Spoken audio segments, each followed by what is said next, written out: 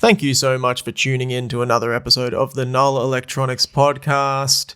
This is me, Hayden, aka NULL, and it's really, really nice to have you back with me again here today. Now, growing up, all through high school, I remember my teachers telling me that it's always better to hand in an assignment late than not at all, and it's also always better to hand in a half-finished assignment rather than not at all. You're going to get a better grade, even if it's not finished, even if it's not very good, and even if it's late. And that's ostensibly what I've come to do for you today on the podcast, which, as far as I'm concerned, is 2 days late. I wasn't able to secure a guest for today's episode, so no one to chat with. I do have some fantastic guests in the pipeline coming up next week and the following week. Some I'm really excited about, and some hopefully, I've got my fingers crossed that will actually come to fruition. But this week I just couldn't make it happen, sadly. So I thought I might do a little bit of an update on what I've been doing musically, what I've been thinking about musically, what's been going on in the world of music, and just put some of my thoughts to tape here for you to enjoy. And to continue that high school analogy all the way through, if you could respond with a grade, that would be fantastic. I'd like to know, is it an A+, is it a C, or is it an F? Look forward to hearing from you. I remember when I was in year 12 and we were doing our end of year exams, the final exams for our year to get our grade for the entire, what we call college in the ACT, for our entire college years. I was set to go in for my English exam one morning, which was to be some kind of an essay that I'd have to do, in an exam environment about the film Gallipoli, which I hadn't seen and hadn't put any thought into because I was too busy smoking bongs and playing in a Tool cover band to actually do the schoolwork that I was supposed to be doing. Anyway, my mum happened to be away at the time, so instead of the night before cramming for that exam that I'd be walking into and having to write, 1,000 odd words on Gallipoli, the film, instead I decided, seeing as there was no parent at my house, I would invite all my friends over for the night. And we stayed up till, I think, around about 1 a.m. attempting to score MDMA, which I'd never tried before at that time in my life. But we messaged just about every high school drug dealer that we could. I think it was something like a Wednesday night. Didn't have much luck. I think we gave up hope around about 1 a.m. That we weren't going to score MDMA. I think we all also had this exam the following day. It wasn't just me. So we were all pretty mindful that if we did score the MDMA, we probably wouldn't be sleeping prior to the exam, which is like at 9 a.m. the following morning. So what we decided to do at around about 1 o'clock, when we finally gave up on our hopes and dreams of getting high, we popped on Gallipoli and we half watched Gallipoli, half talked about, all the things 17 and 18-year-olds talk about. Girls. What else? No, I think that's about it. Girls. No, we talked about music. We talked about how annoying it was that we couldn't get MDMA. We wondered why we were watching Gallipoli instead of rewatching the infomercial for the Magic Bullet again. It was actually a pretty underwhelming evening, sadly. And they all crashed at my house, and we all got up the next morning and went to school. And I remember sitting in a massive hall full of evenly distributed desks and chairs, and being handed the question, or a list of questions to choose from, to write an essay about Gallipoli, which I'd half paid attention to the night before. And you know what? The introduction, fairly tight. First paragraph, fine. Second paragraph, an argument, whatever the fuck it was about, also fine. And because I didn't really pay proper attention to the film, I didn't have enough information in my brain to draw on for a third paragraph and a conclusion, as was the standard structure of these things back when I was a teenager. And I decided that I'd draw some cool pictures. So I filled the last couple of pages up with some sick pictures of men with wheels for feet. So instead of having shoes like a typical man might have, they had wheels for feet, as is the way that I tend to draw people, and maybe some sort of funny caricatures, maybe, or some stuff that came to mind, and some wild inventions. Just really sort of throwing shit at the wall to see what would stick. And then in lieu of a third paragraph and a conclusion, I wrote there, here are some pictures that I drew. Please enjoy. And strangely enough, I got a C+ on that exam. I think that the teacher, I don't know. I think he took pity on me because, look, I'm not the sharpest tool in the shed, but I think I'm intelligent enough, and I think he recognized that and just recognized that I did not have any interest in the work that was set out in front of me, and he found that a bit of a shame. So I think he went easy on me, knowing, look, mate, I can't give you more than a C+, but fucking hell, pull your head in. Anyway, he's dead now, so fuck him. That is a great way of describing why I'm doing this podcast today, even though I have no one to speak to on it other than myself. Because I hope that this podcast will be, in your eyes, the listener's eyes, that's right, the listener's eyes and ears, at least a C+. Hey, maybe a B-. Maybe I can one-up myself from 20-odd years ago, however long ago that was. So what did I get up to in the music terms this week? Well, I'll tell you, over the weekend, or at the weekend, I saw one of my favourite Canadian bands, Tops. They played here in Canberra, which was a real treat, honestly. This kind of band, they're not a huge band. They're by no means a small band, but it's not the kind of act that you would typically expect to see come through Canberra, let alone Australia. I mean, I think they've only been here. I think this is their second time. I made a video about Tops. If you're interested in knowing what they're about, there are a lot of comparisons online between Tops and Prefab Sprout, this sort of a sophistopop, I believe, is the term that gets thrown around, and I didn't really like that comparison. I didn't agree with it because I'm much more familiar with their early work, but they played a lot of the new album at this show, and totally, I'm heard a lot of those kind of sounds coming out of the new songs that I wasn't so familiar with. So yeah, more of a technical band than they used to be, I think. I really loved them. I thought they performed amazingly. They were so tight and so perfect and pitch perfect and timing perfect. It was a really enjoyable show, and I'm really thankful to Gang Gang Cafe here in Canberra for, fronting the bill to get them into the city, because it's very hard for me to get out to major cities and see bands I love. So that was awesome. They also gave me a free ticket because I made a video trying to promote the show. So that was nice as well, because there's not room in my budget for shows like this. Sadly, I have to prioritize other things at this point in my life. So absolutely loved seeing Tops. I highly recommend you check out their debut album, Tender Opposites, or the second album, Picture You Staring, I believe it's called.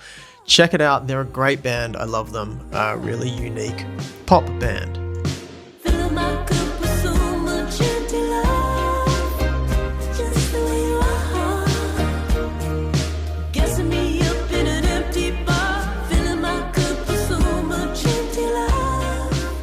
And with that, Staying on music, I'd like to move to a new segment that you won't become familiar with because, let's face it, I'm going to have interviews in future podcast episodes, so this will hopefully never come up again. But we're going to do Song of the Week.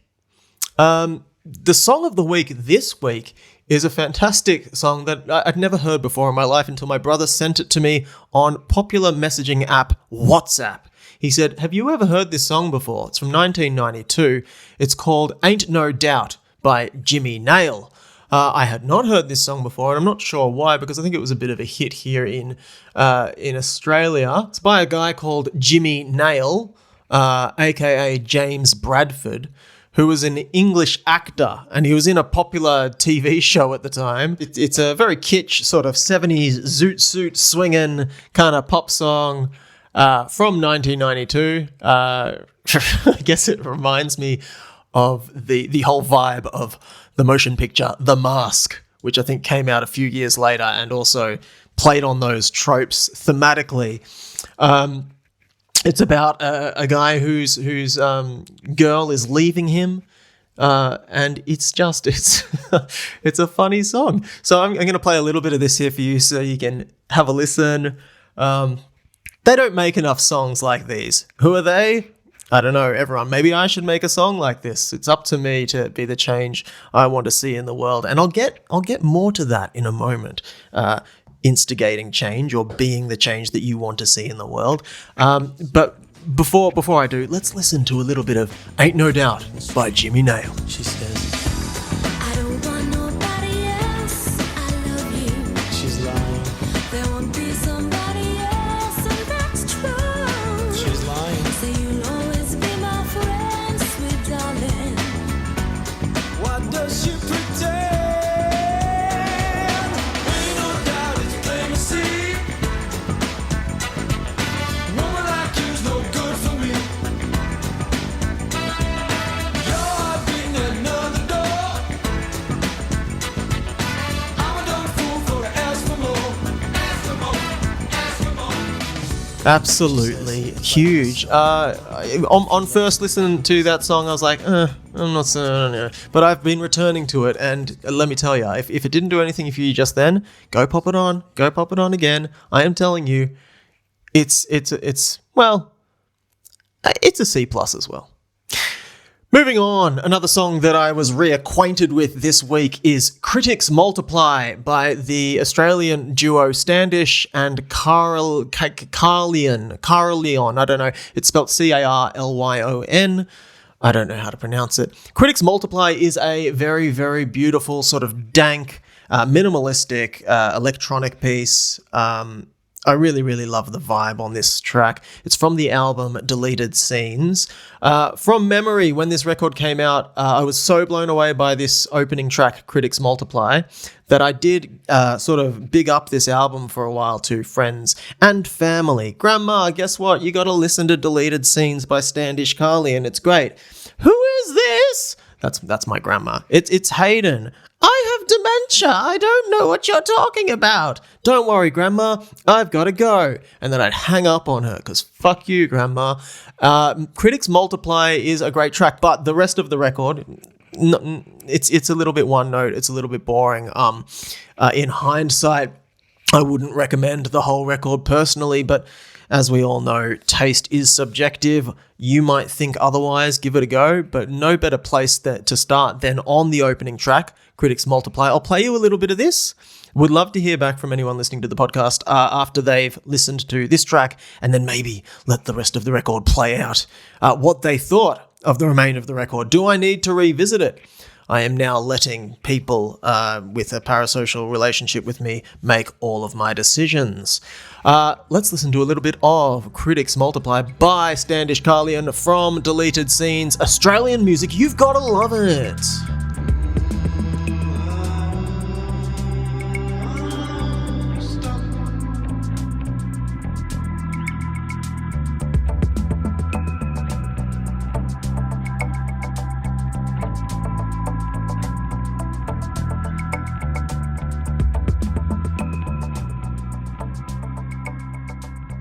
Wonderful stuff. What a vibe. Don't you agree? It really is a fantastic atmosphere and some beautiful tones. And I like that the minimalistic sort of arrangement of that song really allows you to get into the space and fully appreciate all of the little small changes and elements used to prop the whole song up.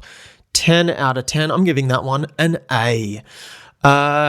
Moving on, there was a bit of news this week. Spotify paid a few influencers to advertise their new playlisting feature. It's a prompted playlist, and it is this new feature that actually I don't think is that new. I think they've had this kind of thing in Spotify for quite a while. They're just now they've put a name to it and they've branded it, and they're trying to, I don't know what they're trying to do, get more people onto the platform by promoting it.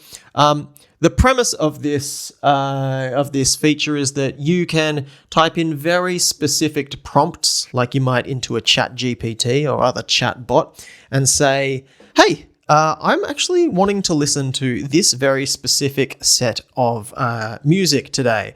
An example given in one of these ads is, I'm about to go to the gym. I love this kind of music by these kind of artists, but I want to experience something new. Can you put me onto some cool shit that might go well with my gym sesh? And then Spotify's algorithms will, match together a playlist that fits your description, and you can get very, very specific with how you want the playlist to be aligned with what you're doing or what you're hoping to listen to. Huge backlash from the community of music lovers. They did not like this, taking their anger out on the social media influencers who had taken a paycheck from Spotify to promote the new feature, using phrases such as, this is it, this is not it, girl, or I can't believe you're shilling for an AI feature, we need to keep you human curation, blah, blah, blah. Look, I'll be honest. I made a little video about this primarily because I thought it was it's funny. It's funny to me the way that these influencers talk to the camera and the way that they attempt to pass ads off as infotainment. It's always, that you could be talking about anything, and I just think it really sort of grinds my gears, and I find it objectionable to watch, and it's sort of like I can't look away from this kind of stuff. It's very cringe.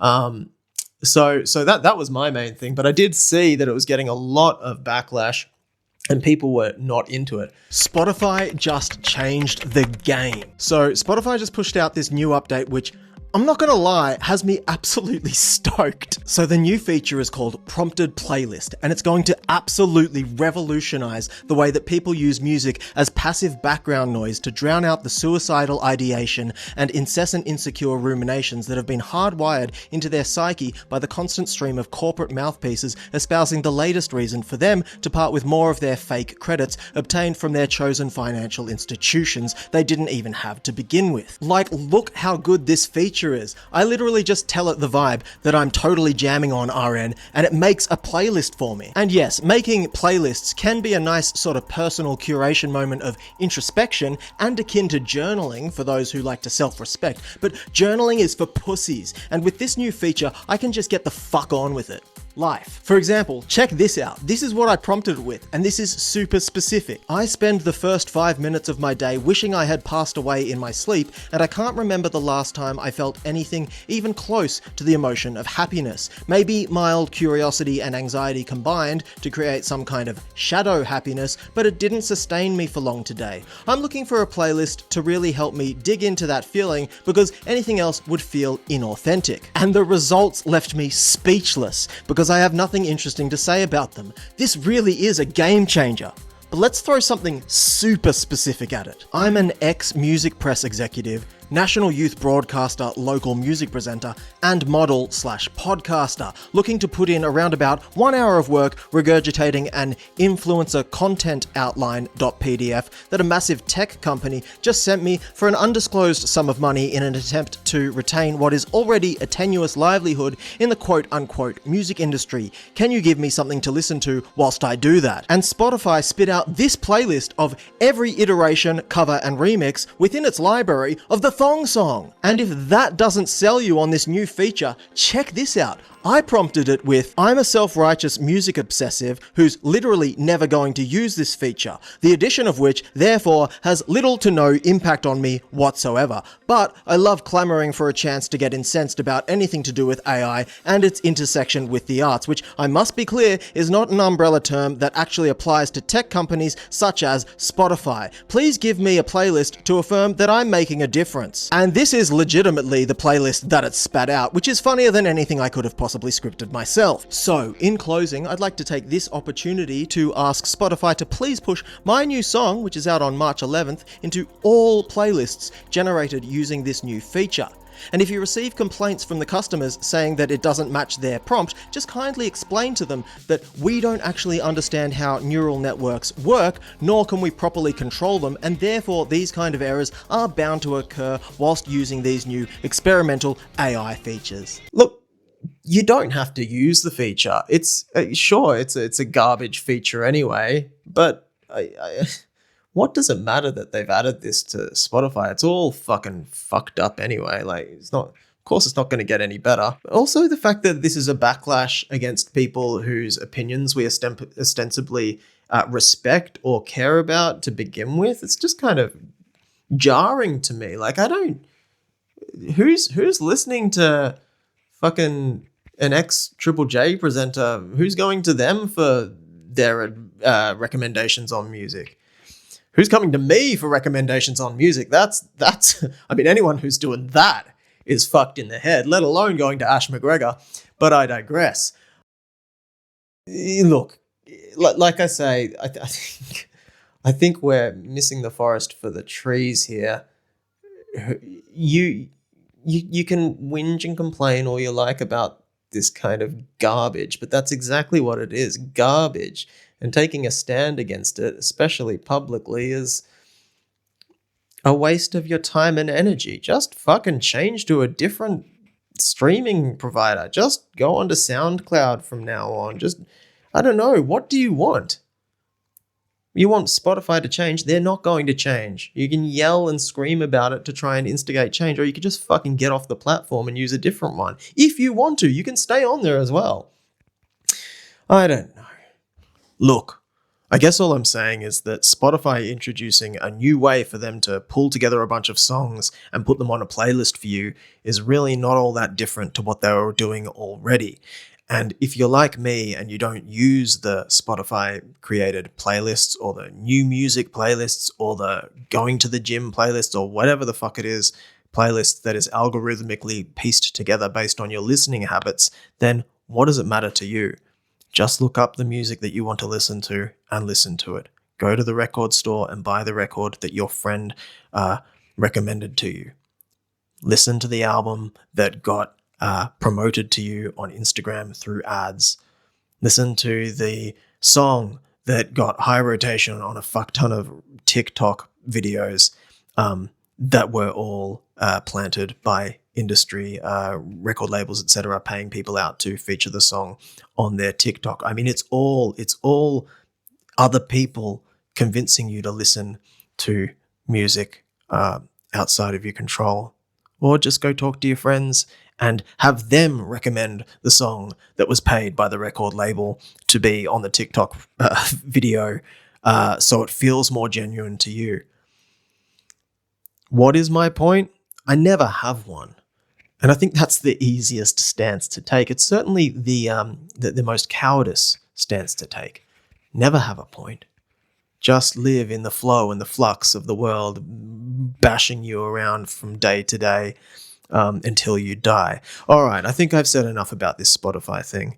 I'm going to move on to one other thing. I recently had a chat with Quinn from Regurgitator, a fantastic band from Australia. I think they really were doing something quite original in the early 90s when they started fusing synthesizers, electronica, things like this into their otherwise punk sound. And I think maybe not enough people talk about how I don't want to use the word revolutionary because that's way too over the top, but how what they were doing was unique and new for the time, right? And I think opened up the door for a lot of other bands to incorporate those kind of sounds. And I just think there's something very unique about that band. Anyway, I was talking to Quinn from Regurgitator on a previous episode of this podcast. Anyway, something I really wanted to talk to Quinn about, but I didn't get time, was the album that he put out with Spiderbait vocalist and bass guitarist Janet English under the name Happy Land. Back in 1998, these guys collaborated. I believe they were romantic partners at the time. And they put out this really fun record that, you know, has a lot of the hallmarks of both bands, of the sort of more electronic Spiderbait stuff and certainly the more electronic Regurgitator stuff. The album is called Welcome to Happy Land. The biggest hit off that back in the days was the track Don't You Know Who I Am. But I would love to play you just a slice of Hello from the album. Yeah, this is a good record. I advise you, if you haven't heard it, to go check it out, especially if you're familiar with the work of Spiderbait and Regurgitator. This is a really fun album, and I wish for more. And it goes all over the place. You've got like sort of airy, liquid, not quite drum and bass tracks, but, you know, breakbeaty sort of liquid breakbeat, liquid drill and bass moments. You've got some guitar moments, but primarily electronic and quirky. High recommendation from me. 1998, Welcome to Happy Land by Happy Land. And let's have a listen to a little bit of Hello. Oh yeah. Hello, have you got something to say? So let's go. It's not like I got all day. Small talk makes the world go round. Sun comes up and then it goes down. I don't know what people say. Maybe you'll get through today. Watch me, I could waste your time. Maybe you'll be wasting mine. I don't even know. As you can see, that absolutely rocked. So look, just finishing things up here on the solo podcast. How's it been for you so far, by the way? Has this been good? You enjoying yourself? Let me know. I'm having a ball, FYI. I want to just quickly say I put a new mix out this week. It's my first sort of DJ mix or DJ set in a long time. A lot of really, really awesome music in there. Head to the NULL SoundCloud or the NULL YouTube. It's hosted there. It is called When Would I Possibly Get Time for That? Yeah, go check it out. See what you think. Some really nice sort of bumping 120 BPM clubbish kind of tracks. It was really fun to put together and really fun to think through the kind of stuff that I wanted to put in there. So check that out. There's also a short snippet of a new single or a new song from me that'll be out in a couple of weeks in there. It should be fun to have that song out in the world and get about 3 streams on it. In other news, Tame Impala is just one guy. Okay, look forward to more podcasts with guests and interesting conversations and interviews and deep dives, dare I say it, in the future from me. But for now, I want to say thank you very much for tuning in and listening to what I have to say for myself about myself, because very seldom do I get a chance to share. Life is so fast, life is so cruel, life is so speedy, it takes it out of you, and sometimes it's good to just sit down for 30 minutes and really put your thoughts down on paper or into a microphone or into the notes app and just really, let it all out. And this is a much cheaper form of therapy than seeing a therapist. So, all right, until next time, farewell.